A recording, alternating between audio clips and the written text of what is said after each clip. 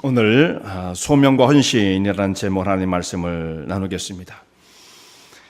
하나님께서 정하신 시간과 사람이 기대하는 그 타이밍이 대부분 잘 안 맞습니다.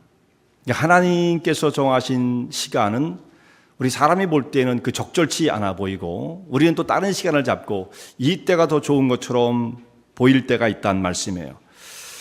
왜 그렇게 되느냐 하면 대부분 안 맞는 이유가 하나님의 생각은 사람의 생각과 완전히 차원이 달라서 하늘이 땅에서 높은 것처럼 하나님의 생각은 그만큼 차원이 다르다. 우리는 여기 있는 것밖에 못 보거든요. 우리는 그저 눈에 보이는 것, 그 정도의 범위에서만 생각할 수밖에 없는데, 하나님께서는 모든 것을 총체적으로 보시고 앞과 뒤의 모든 전후 사정을 다 살피시고 역사를 그야말로 관통을 해서 모든 것을 살피시는 분이시기 때문에 우리하고 시간을 바라보시는 하나님의 관점이 굉장히 다른 거죠. 그러니까 하나님의 시간이 항상 옳은 거예요, 사실상. 근데 우리가 자기의 생각대로 안 된다고 해서 이것이 참 당황스럽 때가 있습니다.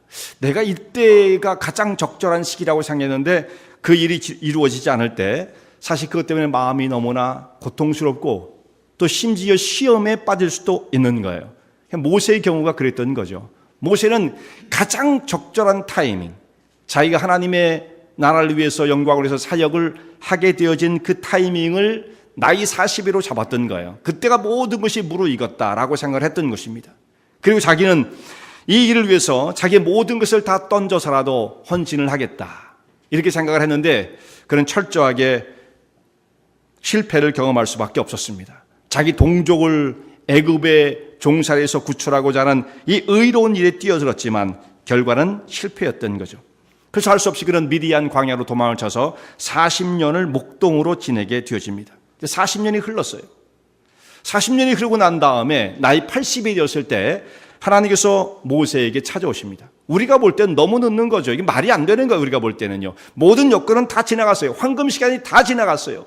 근데 하나님께서 80된 노인인 모세에게 찾아오시고 이제 내가 애굽으로 가서 내 백성을 구원하라, 이렇게 말씀을 하십니다. 그러면서 그야말로 초야에 묻혀 사는 모세를 역사의 한 목판으로 이끌어내시는 거예요.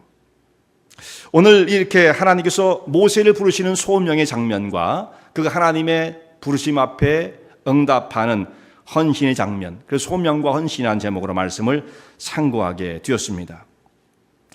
여러분, 하나님께서 개별적으로 개인적으로 여러분을 이렇게 어떻게 다루시며 나를 부르신다, 그런 소명에 대한 어떤 그 경험을 다들 갖고 계실 거라고 생각을 해요. 나는 그런 거 없는데, 혹시 그러신 분이 안 계셨으면 좋겠고요.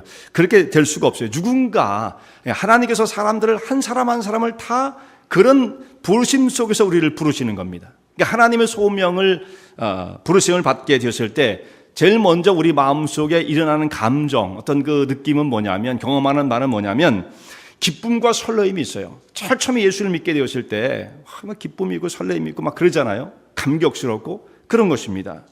그리고 이제 또 좀 특별한 일을 하나님께서 맡기실 때는 거기에 두려움과 또 거기에 찾아온 것이 뭐냐면 부끄러움이 있어요.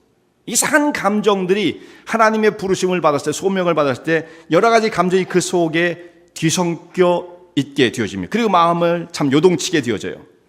나 같은 사람이 어떻게 하나님의 그 일을 감당할 수 있겠는가, 이런 생각을 하게 되어지는 거죠. 내가 어떻게 그 일에 적합하다는 말인가, 나는 그거 할 수 없을, 거기에 해당이 안 되는 사람 같은데, 이런 생각이 드는 거예요. 그리고 자기 마음속에 아무리 뜨겁다 할지라도 다른 사람이 내가 그 일을 하겠다고 그러면 남들이 다 나를 보고 웃을 거야. 야, 네 과거를 다 하는데 네가 무슨 갑자기 사람이 변했다고 무슨 하나님의 일을 하고 그래. 야, 무슨 신학교를 네가 가. 이런 생각을 할 수밖에 없잖아요. 꼭 신학교가 다는 아니지만 말이죠. 하나님의 부르심이라는 것이. 그래서 제 경험을 말씀을 드린다면, 사실 제가 이제 대학 3학년 때 하나님의 강한 부르심의 그 경험을 대학 3학년 때 갖게 되었어요. 여름이었는데, 근데 이 마음속에 이런 것들이 정말 요동치는 거예요. 기쁨과 감격이 있고, 정말 성령의 어떤 그런 역사 속에서 그 전에 체험한 거는 좀 다른, 분명히 어떤 그 영적인 감동, 이것이 한동안 마음속에 충만하게 되었어요. 그래서 하나님께서 강하게 저를 부르시는 그 경험을 갖게 되었습니다. 그건 분명한데, 근데 이걸 누구한테 내놓고 얘기할 수가 없는 거예요. 이런 두 가지, 여러 가지의 감정들이 복합되어 있는 겁니다. 기쁘고 감사가 있고 감격이 있고 여러 가지 있는데 그 중에 빼놓을 수 없는 것이 뭐냐면 부끄러움과 두려움이에요. 왜 부끄럽느냐 하면, 야, 너 같은 애가 무슨 신학교를 가, 네가 무슨 뭐 목사가 되고 말이 안 돼, 이렇게 얘기하면 그냥 도망칠 수밖에 없을 것 같아요. 맞아, 나는 안 돼, 이럴 수밖에 없을 것 같아요. 그럼에도 불구하고 그 속에 하나님의 부르심에 어떤 그 확실함, 그때 이제 고민에 빠지게 되어지는 거죠. 근데 그때에 목사님을 잘 만났던 것이 저에게는 굉장히 축복이었어요. 영적인 지혜가 있는 지도자를 만난다는 건 대단히 중요한 정말 축복입니다. 그런 분을 만나야 되는 거예요. 이제 그 목사님께서 저를 잘 가이드를 해주셔서 오늘 여기까지 오게 되었던 거죠. 모세는 하나님의 부르심을 받게 되었을 때에 선뜻 하나님의 부르심 가운데 제가 그 역사를 이루겠습니다, 이렇게 담당하겠다고 응답하지를 못합니다. 그리고 말씀을 드리길 계속 주저하는 거예요. 제가 누구간데 내가 바로에게 가겠습니까? 제가 누구입니까? 우리가 살펴봤던 말씀, 내가 누구입니까? 나를 부르시는 당신은 누구이십니까? 이런 의문들이 막 일어나게 되었던 거죠. 저는 그 일에 적합하지 않습니다. 내가 백성에게 가면 백성이 저를 인정해 주겠습니까? 제가 바로에게 찾아가면 바로가 저를 보고 벌벌 떨겠습니까? 아닙니다. 저는 못합니다. 하나님께서 나를 보내서 너에게 찾아왔다, 너희는 나를 따라서 이제 애굽을 나와야 한다 라고 한다면 백성들이 저를, 야, 당신이 하나님 보내신 정말 하나님의 종입니다, 이렇게 인정해 주겠습니까? 그들은 말하기를, 야, 네가 정말 하나님을 만났는지 안 만났는지 우리가 어떻게 알아? 이렇게 하면서 저를 무시할 것입니다. 그러면 제가 뭐라고 대답합니까? 아무 할 말이 없습니다. 이건 이제 모세가 40년 전에 백성들로부터 배척을 당했던 그 쓰라린 경험이 아직도 40년이 가도 지워지지 않는 거예요.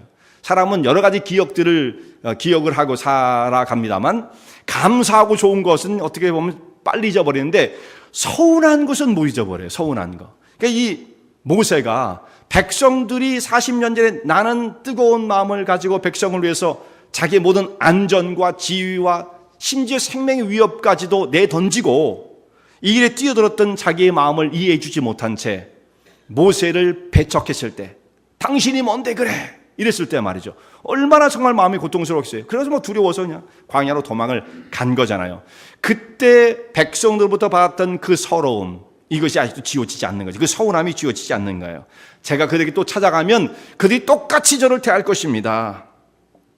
이 하나님의 사역을 한다는 것은, 우리가 목사가 어떻게 해서 하나님의 일을 하는 그 역사를 이룰 수가 있는 겁니까? 누가 와가지고 교단에서 목사 안수 줬다고, 안수를 줬다고 해서 목사가 갑자기 뭐 권위가 생기는 것도 아니잖아요.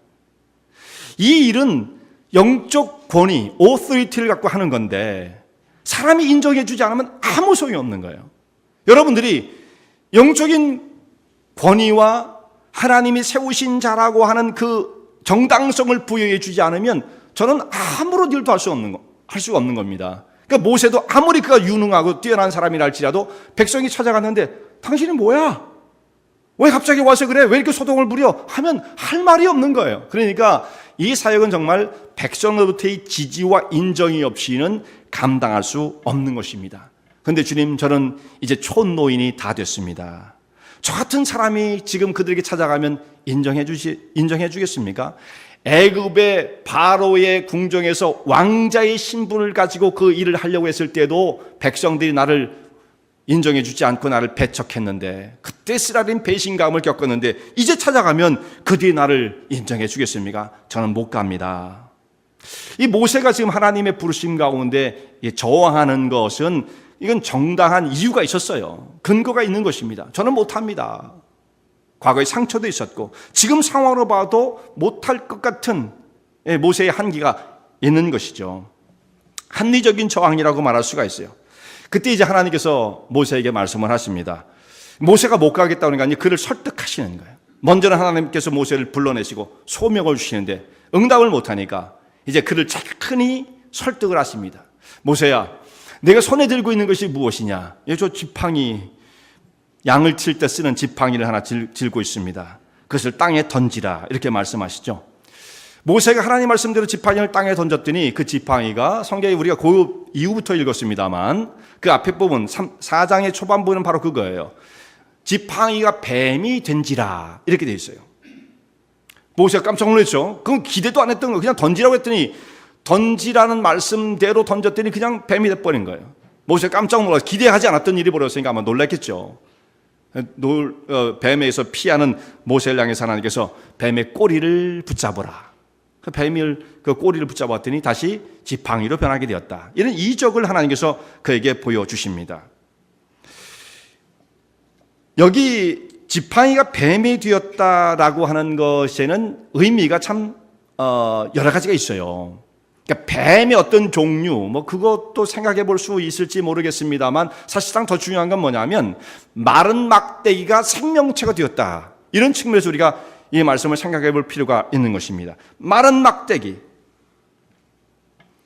아무런 생명이 없었던, 그러니까 마른 거예요. 그냥 죽은 거예요. 딱 끊어져 가지고. 근데 그것이 하나님의 말씀대로 순종을 하게 되었을 때 생명체로 변하게 되어지는 거죠. 지금 이 마른 막대기의 모습으로 표현될 수 있는 것은 어떤 그 대상이냐면 이스라엘 백성들이 마치 생명 없는 마른 막대기와 같은 모습입니다. 여러분 생각해보면 이스라엘 백성들이 지금 애굽에서 바로의 그 학정, 그 포감 밑에서 노예의 삶을 살아갑니다. 이건 사람이 아닌 거예요. 사람이. 짐승도 그렇게는 안 삽니다. 매일 눈 뜨고 일어나면 벽돌 굽는 거, 벽돌 이기는 거, 그 다음에 성 쌓는 거, 그러다가 쓰러져 죽으면 그냥 죽고 마는 거예요. 가정을 이루어서 자녀를 낳아도 자기 자녀를 마음대로 키울 수 없는 그런 형편 가운데 있었던 거죠. 이건 짐승도 그렇게 하진 않아요. 근데 바로 밑에 살고 있는 애굽의 종된 이스라엘 백성들이 사는 모습이 생명은 붙어 있지만 숨은 쉬지만 그렇다고 사람이 사는 건 아니잖아요. 너희들은 마치 정말 이 마른 막대기처럼 생명이 없는 존재처럼 보이지만 그러나 하나님 말씀대로 하나님의 역사가 그 가운데 임하게 되어지면 그것이 생명으로 살아나게 될 것이다. 여러분, 생명의 역사는 바로 그것입니다. 생명은 하나님이 주시는 거예요. 구원의 역사 하나님이 주시는 거예요. 사람이 만드는 게 아니에요. 구원은 사람이 노력한다고 되어지는 것도 아니죠. 그래서 요즘 사람들이 생명을 만드는 데 도전한다. 이건 정말 신의 영역에 도전하려고 그러는 거예요. 사실은요. 생명은 하나님이 주인이신 거고요. 창조주신 하나님의 그 영역 속에 속한 것입니다. 구원이 마찬가지죠. 그러므로 이 마른 막대기 하나님께서 역사하시면 생명체가 되어진다. 여기에 이스라엘 백성들뿐만 아니라 모세도 이 마른 막대기와 비슷한 존재죠. 광야에서 40년 동안 묻혀 행하던 사람, 잊혀진 사람, 아무도 그를 기억해 주지 않는 가운데 있는 그 모세, 자기 자신이 자기를 바라봐도 내가 뭐야? 어쩌다 이렇게 되었나? 아마 초기에는 그런 갈등도 많았겠지만 40년쯤 흘러버리면 그것이 당연한 것으로 받아들였겠죠. 나는 이렇게 쓸쓸하게 살다가 눈 감으면 되는 거지. 아마 그러고 살았을 사람이었을 거예요. 마른 막대기와 마찬가지죠. 그런데 그 사람이 하나님께서 역사하시고 하나님 말씀대로 순종을 하면 생명의 역사로 바뀌어지는 것입니다. 그가 살아나는 거예요. 하나님 역사를 담당하는 믿음의 일꾼이 되어지는 것입니다. 그 모세에게 하나님께서 이런 이적을 보여주시면서 못 간다고 하지 말고 백성들이 널 인정해 주지 않는다고 두려워하지 말고 가서 만약에 너희 말을 안 들어주면 지팡이를 한번 던져. 그럼 백성들이 놀라가지고 네가 하나님 보내신 자다. 이렇게 너를 인정해 줄 수 있을 거야. 하나님께 함께 하시는 모습이거든요. 이런 말씀을 주시는 거예요. 그리고 이제 모세에게 뱀의 꼬리를 잡으라. 아주 의미심장한 말씀입니다. 이것이요. 여러분 뱀을 잡을 때 여러분 뱀을 잡아보셨어요? 아무도 송장로 여러분 잡아보셨을 것 같아요. 뱀을 잡는데 뱀을 꼬리를 잡으면 안 되는 거죠. 안 되죠. 뱀 꼬리 잡으면 어떻게 하겠어요? 뱀 꼬리 잡으면 뱀이 휙 돌아가지고 손을 물 거 아니겠어요? 만약에 독사하면 그건 자살행위죠. 뱀을 잘 잡는 전문가들이 있지 않습니까? 그 사람들은 뱀을 어떻게 잡아요? 머리를 잡죠. 찌개 같은 걸로 해서 머리를 꾹 누른 다음에 그 다음에 뱀의 머리를 잡아야 제압이 되는 거예요. 뱀을 완전히 생명을 끊는다. 뱀을 완전히 정말 제압한다. 그러면 머리를 잡고 머리를 깨트린다든지 이렇게 해야 되는 거죠. 근데 모세는 뱀을 어떻게 해요? 꼬리를 잡으라고 그랬어요. 꼬리를. 여기 의미심장해요. 뱀의 머리를 잡고 뱀의 머리를 깨트려서 생명을 없애는 일은 모세가 할 일이 아니었다는 말씀이에요. 그 일은 누가 하는 거예요? 하나님의 아들 예수 그리스도께서, 여자의 후손으로 오신 예수 그리스도께서 뱀의 머리를 상하게 할 것이라고 하시는 창세기 3장 15절의 말씀이 모세를 통해서 이루어지는 건 아니에요. 하나님이 보내실 메시아, 그 아들을 통해서 이루어지게 되죠. 그 뱀의 권세를 무너뜨리는 거예요. 그럼 모세는 뭐 하는 사람이냐? 뱀의 꼬리 정도밖에 못 잡아요. 굉장한 사역이긴 했지만. 그래서 모세가 무슨 일을 했습니까? 우리가 모세가 한 그 사역을 보면 제일 먼저 출애굽에서 이스라엘 백성들을 애굽에서 건져내었죠. 그리고 가나안 땅으로 인도하는 사역을 했어요. 그것이 모세가 한 일입니다. 근데 그것은 끝이 아니에요, 사실. 모세는 그 과정을 통해서 이스라엘 백성들에게 율법을 주었어요. 하나님께서 받은 율법, 십계명뿐만 아니라 모든 율법을 주었죠. 모세가 기록한 모세오경 창세기부터 신명기까지의 그 말씀이, 그러니까 이스라엘 백성들에게 가장 중요하고 권위 있는 성경으로 받아들여지는 거예요. 그게 중요하다. 이게 모세가 준 율법이죠. 하나님께서 받은 것. 그 율법을 통해서 이스라엘 백성들을 어디로 인도하느냐? 한 번 40년 동안은 광야를 거쳐서 가나안 땅으로 인도했지만 모세의 사역이 그게 다가 아니에요. 이스라엘 전체의 그 신앙 공동체를 어디로 이끌고 가는 사람이냐면 예수 그리스도께로 이끌고 가는 사람이에요. 뭘 통해서? 이 주신 율법을 통해서 그들을 훈련시키고 인도하다가 어디로 마침내 하나님의 아들 메시아를 발견케 하기 위한 사역이 모세의 사역이었어요. 이건 제 말이 아니고 성경에서 그렇게 딱 정리를 합니다. 사도 바울이 갈라디아 3장에 있는 말씀 보면 율법을 뭐라고 말하냐면 율법은 몽학선생이다 그랬어요. 몽학선생. 몽학선생은 그 집에서 주인의 자녀를 가리키는 가정교사를 의미합니다. 그러니까 그 장성하면 나중에 그러니까 이제 자유인이 된다 이런 의미인데, 몽학선생이 자녀를 가리키다가 율법이 바로 그 같은 거예요. 그 몽학선생 밑에 있었지만은 그가 장성하면 자유인이 되어지고 주인이 되어지는 것처럼 율법이 예수님이 오실 때까지 그 백성들을 간수하다가 누구에게로 이끌었느냐? 예수님께로 이끌었다. 모세가 한 일이에요. 그러니까 이 뱀의 꼬리를 잡는다는 것이 의미가 상당히 깊은 겁니다. 이런 말씀들이 성경에 이렇게 아주 체계적으로 들어있다는 것을 하나씩 발견하게 되어지면 참 놀랍죠. 이것이 우연히 기록된 말씀이 아니라는 것을 참 깨닫게 되어져요. 뱀을 지팡이를 던지고 그 지팡이를 다시 뱀이 되었다가 지팡이가 되게 하라, 이런 이적을 하나님께서 보여주셨습니다. 그래도 모세가 머뭇거리는 거죠. 하나님 이거 갖고 되겠습니까? 그랬던 모양이에요. 그랬더니 야, 그럼 내 손을 내 품에 품었다가 꺼내라, 이런 말씀을 하십니다. 손을 품에 넣었다가 내어보니까 모세의 손이 문둥병, 한 부분이었겠죠. 문둥병으로 변하게 되어집니다. 모세가 깜짝 놀랐을 것입니다. 그때 다시 하나님께서 내 손을 다시 내 품에 넣었다가 꺼내라. 그랬더니 그 말씀대로 했더니 다시 본래의 모습으로 회복되어 있었습니다. 자, 하나님 이런 말씀하세요. 첫 번째 표적을 보고 묻지 못한 사람이라 할지라도 두 번째 표적, 내 손이 문둥병이 되었다가 변화되는 이 모습을 보면 믿을 것이다, 이렇게 말씀을 하세요. 이 두 번째 표적이 갖는 의미가 무엇인가? 일단 우리 상식적으로 한번 생각해 보세요. 여러분, 손이 문둥병이 바라는 게 쉽겠습니까? 이것도 어려운 거죠. 쉬운 건 아니에요. 그게 가능성이 높겠어요? 아니면 지팡이가 뱀이 되는 게, 둘 중에 사실 쉬운 거로 선택한다면, 그러니까 사람이 보고 놀랄 만한 것은 무엇입니까? 뭐가 더 놀랄 만한 거지? 둘 다 놀랄 거예요. 네, 둘 다 놀랄 일이지만 어떤 게 더 놀라워요? 뱀 되는 게 더 놀랍지 않아요? 왜냐하면 문둥병이야 날 수 있는 거잖아요. 누구든지 문둥병이면 발생할 수 있는 거니까 그건 가능성이 얼마든지 있는 거예요. 누구든지 간에 쉬운 건 아니어도 가능성이 있어요. 그러나 지팡이가 뱀 되는 건 가능성이 하나도 없는 거예요. 하나님의 특별한 역사가 없으면 그건 되지 않는 거잖아요. 우연이 될 수 없는 거잖아요. 문둥병 우연이 될 수 있고. 그런데 뱀이 지팡이가 뱀 되는 걸 보고 사람들이 너를 안 믿을지라도 네 손이 문둥병이 되었다가 다시 낫게 되는 이 모습을 보고는 믿을 거다. 앞뒤가 안 맞는 말씀처럼 보입니다. 근데 여기 의미가 있어요. 왜냐하면 모세가 가서 하나님 말씀은 아무리 전하고 이적을 보인다 할지라도 처음에는 그들이 안 믿으려고 들 것이다.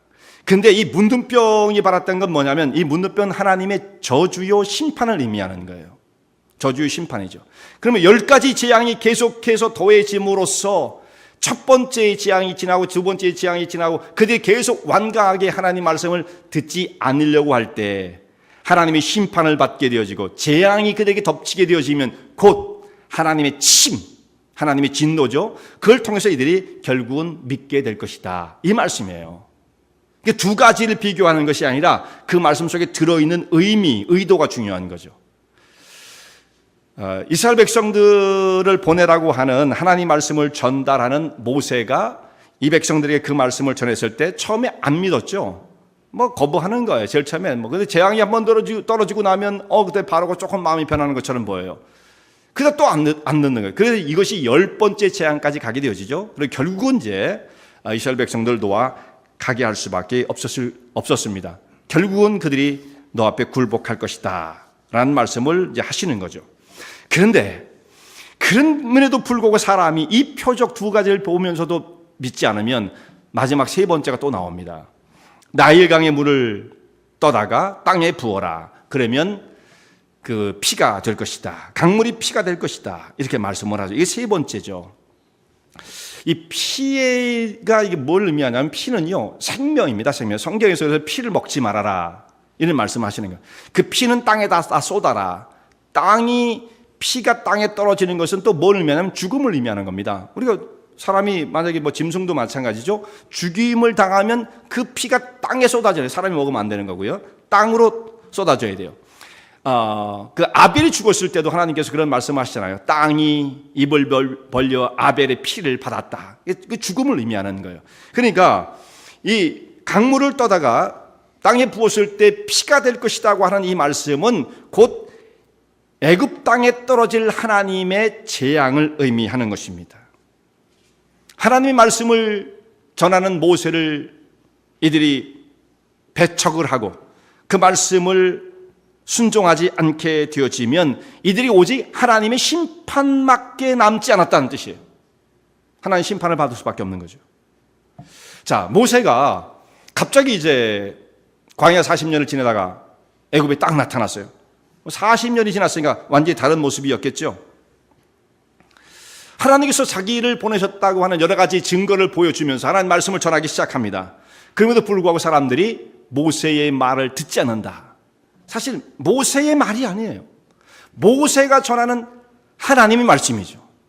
그의 말을 듣지 않게 되어지면 그것은 정죄의 대상이 될 수밖에 없다 이거예요. 자, 이 말씀이 그렇습니다. 어리석어 보이지만 우리가 어떻게 하나님을 믿게 되었느냐 하면 사람이 전하는 하나님 말씀을 듣고 우리가 다 예수를 믿었어요. 그리고 구원을 받은 겁니다. 생명의 길을 가는 거예요. 다른 길은 없습니다. 우리가 다른 방법으로 예수를 믿고 구원을 받는 길은 없어요. 오직 미련해 보이지만 어떤 사람을 통해서 증거되어진 그 말씀을 내가 들었고 그 말씀을 하나님 말씀으로 인정하고 믿음에 이르게 되었을 때 구원을 받게 되어지는 거예요. 그러니까 그 사람이 전하는 말은요 사람의 말이 아닌 겁니다. 하나님 말씀이에요. 그러니까 그 사람의 말을 듣지 않는 것처럼 보이지만 결국은 하나님 말씀을 듣지 않는 것이고 모세의 말을 듣지 않는 것은 하나님 말씀을 듣지 않는 것이고 하나님 말씀을 듣지 않는 것은 무엇을 의미합니까? 하나님을 거부하는 거예요. 구원을 거부하는 거죠. 만약 그들이 너희 말을 듣지 않으면 이 땅에 피가 쏟아지는 곧 하나님의 진노와 심판이 임할 것이다 라는 말씀을 하시는 거예요. 심판밖에 없다. 그러니까 사람이 강팍해서 마음이 둔해지고 하나님의 말씀을 깨닫지 못하는 상태, 이게 정말 그야말로 재앙의 상태예요. 여러분 우리가 어떻게 살아가는 사람의 외형적 조건이 잘 산다 못 산다 그걸 가지고만 여러분 결정하면 안 됩니다. 그것만 가지고 결정하면 안 돼요. 우리 심령 속에 하나님 말씀을 향해서 영혼이 살아있고 그 말씀을 향해서 민감하게 반응할 수 있는 영적인 생명이 살아있는 사람이라고 한다면 축복된 상태의 삶을 지금 누리고 있는 거예요. 그러나 아무리 외형적 조건이 문제가 없어도 등 따숩고 배부르다 할지라도 하나님 말씀을 향한 갈급함이 없고 생명력 있는 그 모습으로 응답하지 못한다면 한다고 한다면, 그러니까 굳어진 강팍한 마음이라고 한다면 그게 재앙이에요, 재앙. 애굽의 강물을 떠다가 땅에 부었을 때 피로 변하는 것처럼 결국은 그와 같은 결과가 그 영혼 속에 임할 수밖에 없는 거란 말씀이죠. 우리 하나님 말씀을 이렇게 영적으로 잘 분별하게 해석을 우리가 뜻을 깨달아야만 하겠습니다. 이렇게 하나님께서 모세를 설득하시는데 이적을 보여주셨어요. 두 번이나 이적을 보여주셨죠. 애굽의 하수를 떠다 붓는 것을 이제 하나님께서 말씀하신 거고요. 그럼에도 불구하고 모세는 계속해서 하나님, 저는 그 일에 적합하지 않습니다. 저는 그 일을 못합니다. 하나님 명령에 따를 수 없습니다. 계속 거부하는 거예요. 하나님 맡기신 일에 저는 적합하지 않습니다. 저는 결점이 많은 사람입니다. 그런 중에 하나님 앞에 드렸던 말씀이 뭐냐면, 하나님, 저는요 말을 못해요. 여기 뭐라고 돼 있어요? 4장에 있는 말씀 보면은 저는 입이 뻣뻣하고 혀가 둔한 자니이다. 전 말을 할 줄 모르는 사람인데 제가 어떻게 애굽 사람들을 만나고 바로를 만나고 고관들을 만나고 이스라엘의 장로들을 설득하고, 이거 보통 작업이 아닌데 제가 어떻게 그 일을 하겠습니까? 말할 줄 모릅니다. 이렇게 말씀을 드려요. 그런데 여러분, 모세가 말을 못했을까요?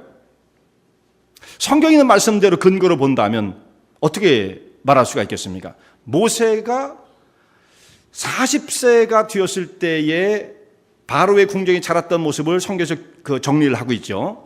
그는 바로의 궁정에서 모든 학술을 다 배웠다. 애굽의 문화와 학문, 언어, 거기서 왕자 수업, 왕위 수업을 다 받은 거예요. 그래서 최고의 엘리트 코스를 다 밟은 사람이에요.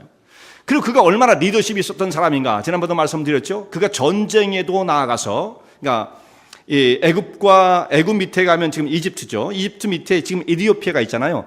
이디오피아 사람들과 전쟁을 했을 때 그때 모세가, 성경에 물론 나와 있지 않은 거지만 군대를 이끌고 와서 이디오피아를 정복한 적이 있었어요. 그거 아무나 할 수 있는 것이 아니죠. 그만큼 통솔력, 리더십이 있었던 사람이었다는 것입니다.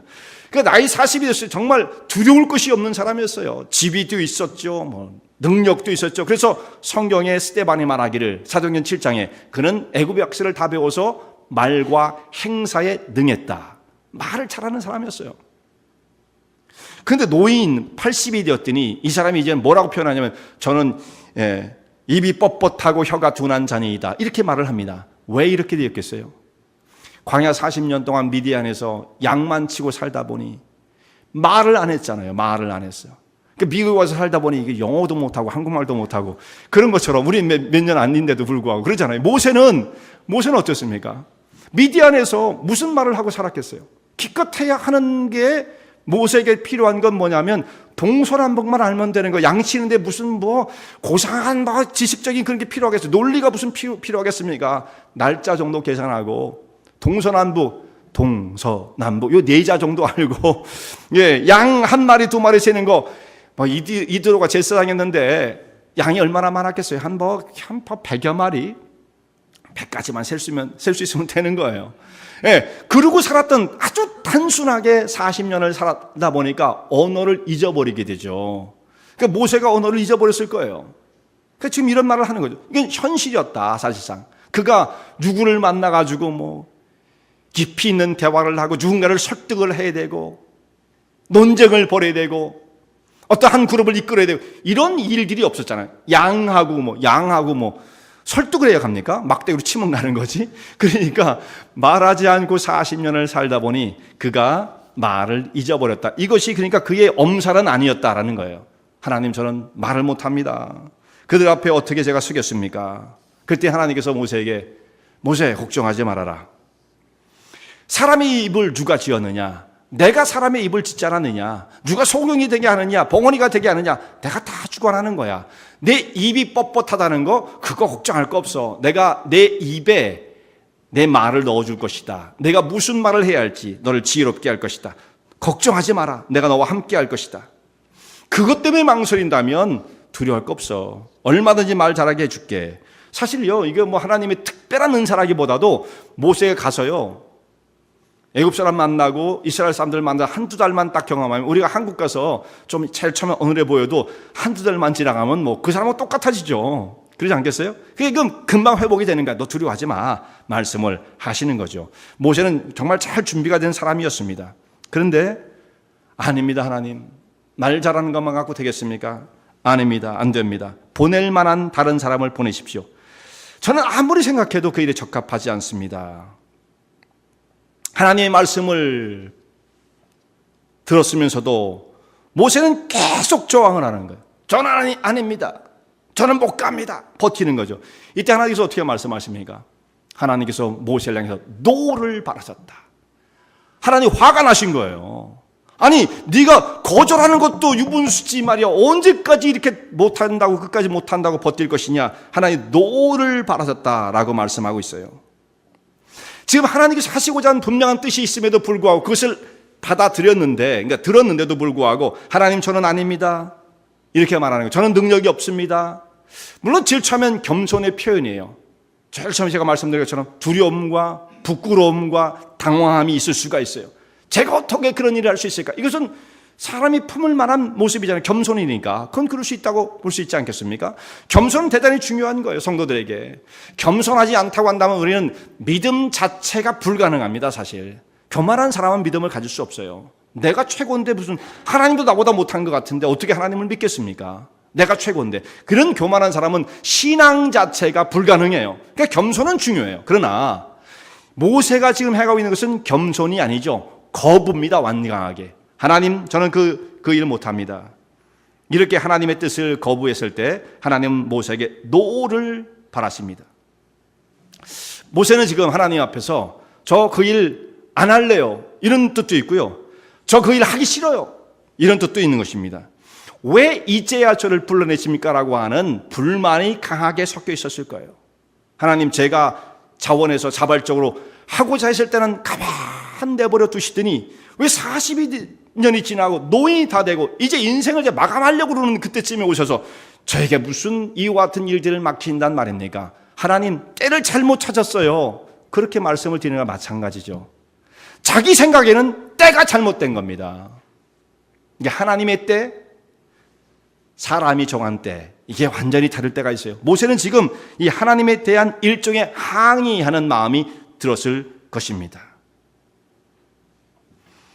하나님의 교회에서 우리 교회의 일원이 된 모든 공동체의 하나님의 백성들, 여기 계신 우리 사랑하는 모든 은혜와 진리교회, 하나님의 백성으로 부름을 받은 모든 사람들은 다 다양하게 하나님의 부르심이 있어요. 하나님의 부르심이 있습니다. 여기 우리가 서 있는 그 자리에서 하나님께서 그 사람에게 독특하게 향하신 하나님의 요구와 하나님의 콜링이 있는 거예요. 부르심이 있는 겁니다. 그거 없이 믿음의 길을 갈 수 있는 사람이 아무도 없어요. 왜 여기 계세요? 부르셨기 때문입니다. 하나님께서 우리를 부르셨기 때문에.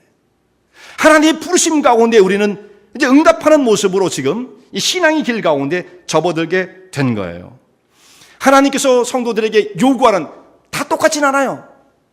사람마다 다 독특하게 개성 있게 사람을 부르시고 그에게 맡기시고자 하신 하나님의 거룩한 뜻이 있습니다. 그 사람의 분량에 맞게끔 부르시는 뜻이십니다. 모세는 이스라엘 백성들을 인도하는 리더십을 발휘하는 사람이죠. 모든 사람이 다 그렇게 되는 건 아니에요. 그러나 부르심이 없는, 사명과 소명이 없는 사람은 없어요. 여기는 모든 사람들은 하나님의 부르심 속에 지금 여기에 참여하고 있는 것입니다. 하나님께서 때가 될 때 우리를 불러내십니다. 이건 하나님께서 하시는 일이지 하나님 제가 한번 해볼게요 그럴 거 아니에요.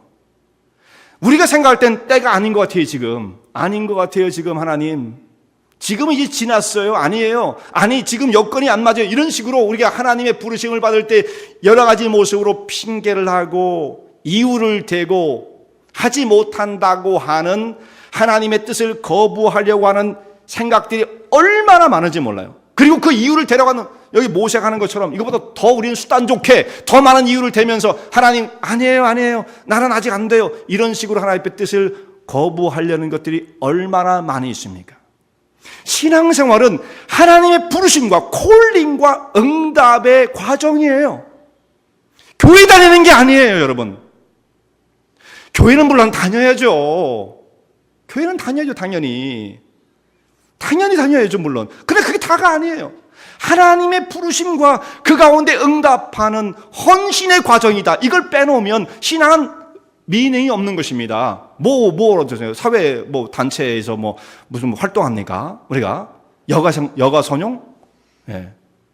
그거 위해서 우리가 하는 게 아니에요. 하나님의 부르심 가운데 어떻게 응답할 것인가의 문제입니다. 정신을 여러분 똑바로 차리자면 지금 이 마지막 부분에서 모든 사람을 하나님의 그 사람에게 맞는 분량만큼 부르시는 거예요. 어디서 부르느냐? 하나님 저는 아닌 것 같아요. 그런 말씀하지 마세요.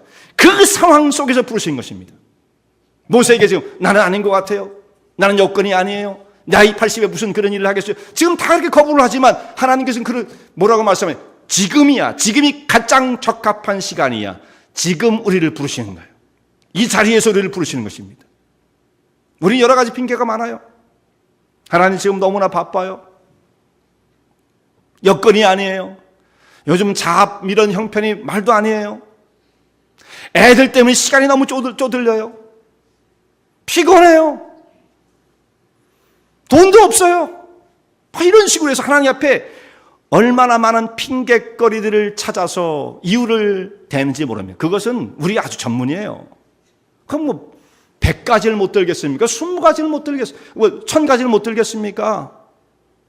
그건 이유가 될 수 없어요. 하나님 다 알고 계세요. 그런데 그 자리에서 우리를 부르신 겁니다. 더 과하지도 않고 모자라도 않게 그 사람이 맞는 만큼의 분량을 가지고, 왜냐하면 하나님은 모든 것을 아십니다. 우리를 하나님께서 부르십니다. 시간이 되지 않습니다. 여건이 되지 않습니다. 형편이 맞지 않습니다. 그게 아니에요. 우리 이 자리에서 하나님의 부르심에 어떻게 할 것인가가 우리의 신앙의 과정이에요. 이걸 떠나면 아무것도 아니에요. 미닝이 없어요. 여러분, 이걸 떠나서 다르게 신앙을 이해했다고 한다면 그건 다 틀린 거예요. 아무런 의미가 없어요. 그건 여가선용, 취미활동, 문화생활입니다. 교회라고는 공동체 속에 들어가서 사람들 좀 만나고 교제하고 좀 놀다가 시간 보내고 스트레스 해소하고 이거예요. 그거 교회 안 와도 딴 데 가서 못합니까? 컨트리 클럽 가도 할 수 있는 거고 동창회 가서도 할 수 있는 거고 큰 의미가 없다 이 말씀이에요. 만약에 우리가 하나님의 부르심 가운데 응답하지 못하면 우리는 이 공동체 가운데 속해 있긴 하지만 주변을 평생 맴돌다가 우리 생은 그 가운데 마무리가 되고 말 것입니다. 그 생에 어떤 의미와 가치를 찾을 수 있겠습니까?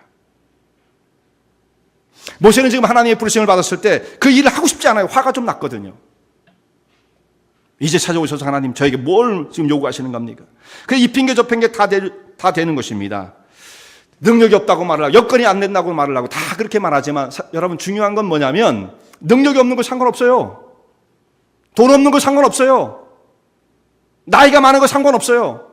그냥 하나님의 말씀에 순종하려는 마음이 있느냐의 문제입니다.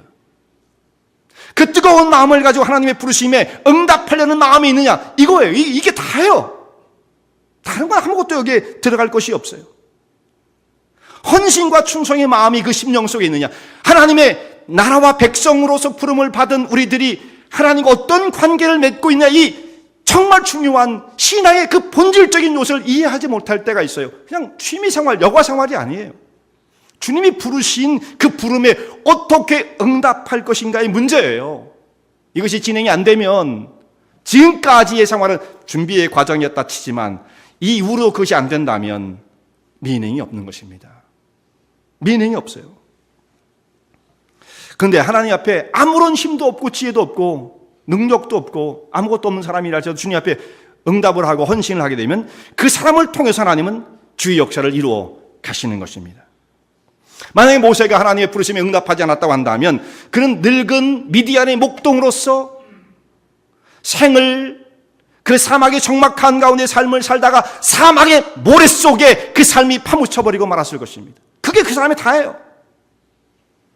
그러나 많은 사람들이 모세뿐만 아니라 많은 사람들이 정말 이 세상의 언저리에서 그렇게 광야 같은 세상 속에서 미닝이 없는 것을 쫓아다니면서 하나님의 소명이 분명히 있음에도 불구하고 그것을 응답하지 못한 채 제 생활이 이 속에서 소진되어지고 메말라 버리는 의미 없는 삶을 마감하는 사람들이 얼마든지 있는 거예요. 우리 이 세상에 보내신 것은 하나님의 분명한 뜻이 있는 것입니다. 하나님의 뜻, 창조주의 하나님, 우리 우리를 죄악 가운데 건져내신 구속하신 하나님께서는 우리를 통해서 여러분 항상 분량은 다 달라요. 다 목사가 되는 것도 아니에요. 다 선교사가 될 필요도 없어요. 그러나 오늘 이 삶의 현장에서 나를 부르신 그 뜻을 발견하지 못한다고 한다면, 너를 통해서 난 이런 일을 하고 싶어, 부르시는 게 있잖아요. 좀 더 헌신을 해야지. 앞장서서 네가 좀 교회를 지고 좀 나가라. 이런 부르심이 다 있잖아요. 부르심이 있잖아요. 하나님, 제 몫이 아니에요. 제 몫은 아닌 것 같아요. 그렇게 해서 외면을 한다면, 그리고 나서 우리 생에 어디에서 어떤 의미, 어떤 미닝, 어떤 즐거움을 찾을 수가 있겠습니까? 하나님의 뜻이 있어서 우리를 불러주신 것, 모세를 부르신 것처럼 우리를 불러주십니다. 모세는 하나님 말씀에 응답했더니 미디안의 목자로서 생을 마감할 뻔했던 그 사람이 애굽으로 돌아가서 200만을 구원하는 역사, 생명을 구원하는 역사를 이루잖아. 200만. 여러분, 한 생명이 온천보다 귀한데 200만의 한 민족의 운명과 역사를 바꾸는 사역을 모세가 감당하게 되었어요. 물론 분량이 다 달라요.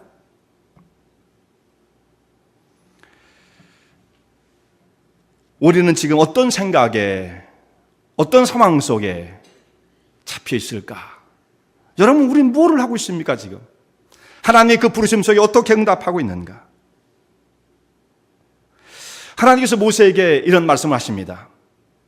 야, 바로에게 가라. 애굽으로 돌아가라. 그리고 이제 마지막으로 17절에 있는 말씀은 그렇게 되어 있잖아요. 이 지팡이를 네 손에 잡고 가라. 그리고 이적을 행하라. 이렇게 말씀을 하십니다. 하나님께서 모세에게 들려준 이 지팡이를 가지고 애굽으로 돌아가서 이 지팡이를 가지고 엄청난 이적들을 베풀었죠. 먼저 뱀이 되게 하고 여러 가지, 나중에는 홍해를 가르는 역사를 이루게 되어지고, 반석을 쳤을 때 호렙산 반석에 이 지팡이를 잡고 서라. 거기 지팡이가 나와요. 거기서 쳤을 때에 하나님께서 그 가운데 계시면서 반석이 깨어지면서 물이 나오는 역사까지 일어나게 되었습니다. 그러니까 하나님 만나서 소명을 받기 전까지는 그 지팡이가 그냥 막대기예요. 막대기.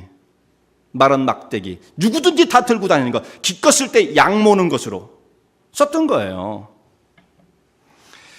그런데 이것이 하나님의 역사 가운데 함께하고 모세의 손에 들려있게 되어지면 세상을 바꾸고 역사를 바꾸는 이적의 지팡이로 쓰여지게 되어지는 거예요. 그러니까 누구의 손에 들어가느냐에 따라서 역할이 완전히 달라져요. 미닝이 달라져요.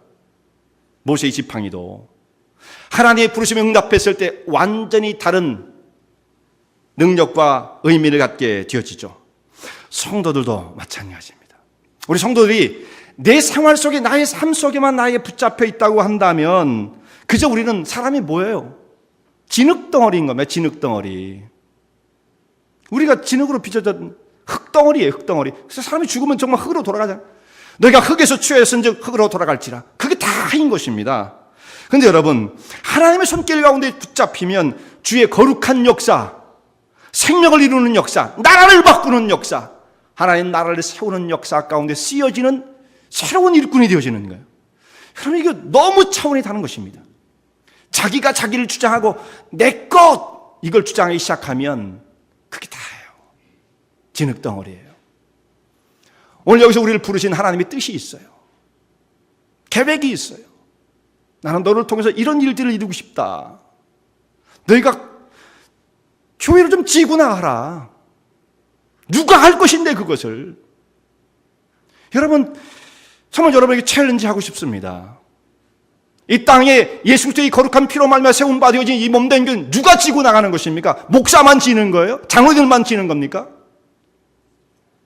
이거 정말 중대한 문제예요. 중대한 문제. 모든 사람이 함께 짊어져요. 주의 역사를 이루어야 할 그 소명으로 부르시는 것인데 그저 뒤에 주변만 맴돌다가 그렇게 되어지면 그 인생은 그 가운데에 의미 없이 사막 속에 묻혔던 잘못하면 실패되어진 모세의 삶처럼 광야에 묻히게 될 거예요. 그러나 여기에서 하나님 부르심에 응답하여 그 한 가지 한 가지에 우리의 삶을 주님 앞에 드린다면 소중한 주의 도구들로 영광스러운 거룩한 사역을 이루게 될 것입니다. 함께 짊어져야 돼요. 이 하나님의 부르심 가운데 뜨겁게 응답하시는 죄종들 되시기 바랍니다.